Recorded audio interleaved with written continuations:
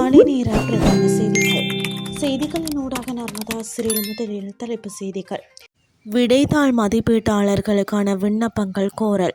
பாடசாலையிலிருந்து விலகிய மாணவர்கள் அதிர்ச்சி தகவலை வெளியிட்ட பிரதமர்.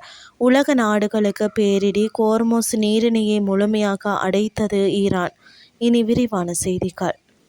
2026ஆம் ஆண்டுக்கான காப்போத உயர்தர பரீட்சையின் விடைத்தாள் மதிப்பீட்டு பணிகளுக்கான மதிப்பீட்டாளர்களை தெரிவு செய்வதற்கான விண்ணப்பங்களை கோரி இலங்கை பரீட்சை திணைக்களம் அறிவித்தல் ஒன்றை வெளியிட்டுள்ளது. இதற்கமைய கடந்த 9ஆம் தேதி முதல் விண்ணப்பங்கள் கோரல் ஆரம்பிக்கப்பட்டுள்ளதுடன் ஜூன் மாதம் 22ஆம் தேதி விண்ணப்பங்களை சமர்ப்பிப்பதற்கான இறுதி திகதி என அறிவிக்கப்பட்டுள்ளது. 2018 முதல் 2024 வரையிலான ஆண்டுகளில் சுமார் 2,67,138 சிறுவர்கள் பாடசாலைகளிலிருந்து விலகியுள்ளதாக பிரதமர் கரணி அமரசூரிய நாடாளுமன்றத்தில் தெரிவித்தார். நாடாளுமன்ற உறுப்பினர் கேசா விதானக்கு எழுப்பிய வாய்மொழி கேள்விக்கு பதிலளிக்கும் விதமாக பிரதமர் இந்த தகவலை தெரிவித்தார்.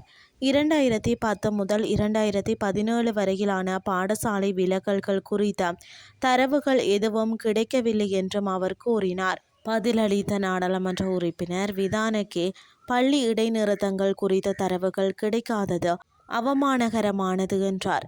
பள்ளி குழந்தைகள் தொடர்பான இந்த முக்கியமான தரவுகள் விடுபட்டிருப்பது வெட்கக்கேடானது என்றும் அவர் தெரிவித்தார்.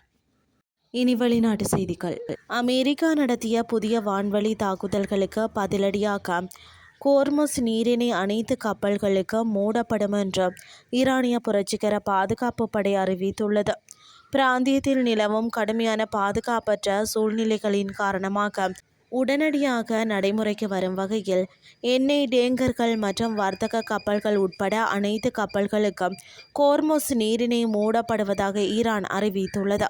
மேலும் இந்த உத்தரவை மீறி நீரிணையை கடக்க முயற்சிக்கும் எந்தவொரு கப்பலும் இராணுவ ரீதியாக குறிவைத்து தாக்கப்படும் என்றும் எச்சரிக்கை விடுக்கப்பட்டுள்ளது. தொடர்ந்து நீடித்து வரும் போர் சூழல் காரணமாக இந்த முக்கிய நீர்வழி போக்குவரத்து பாதை கடந்த சில மாதங்களாகவே ஏற்கனவே முடங்கியிருந்தது. போருக்கு முந்தைய சாதாரண கால அளவோடு ஒப்பிடுகையில் தற்பொழுது இந்த நீரிணை வழியாக செல்லும் கப்பல் போக்குவரத்து வரும் 15% மட்டுமே குறைந்தது. முதல் தொடங்கியது முதலே தங்கள் அனுமதியின்றி கடந்து செல்லும் கப்பல்களை தாக்குவோம் என ஈரான் அச்சுறுத்தி வந்த நிலையில் தற்பொழுது இந்த முழுமையான முடக்கம் அறிவிப்பு வெளியாகியுள்ளது. இத்துடன் செய்திகள் யாவும் நிறைவடைகின்றது. அடுத்த இரவு 8:30 எதிர்பாருங்கள். நன்றி.